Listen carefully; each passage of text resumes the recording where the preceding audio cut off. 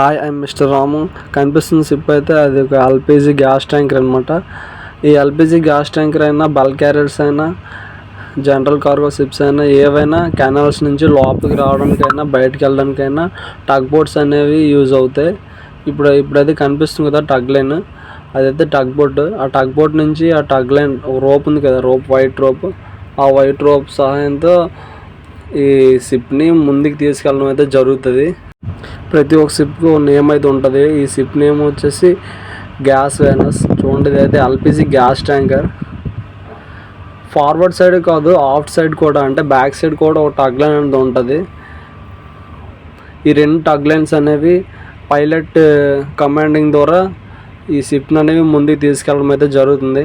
ఈ షిప్ అయితే 150 metres length అయితే ఉంటుంది. చూడండి, ఆఫ్ట్ సైడ్ ఉన్న టగ్ బోట్ కూడా మీకు చూపిస్తాను. చూడండి, ఆఫ్ సైడ్ ఒక టగ్ బోట్ ఉంది.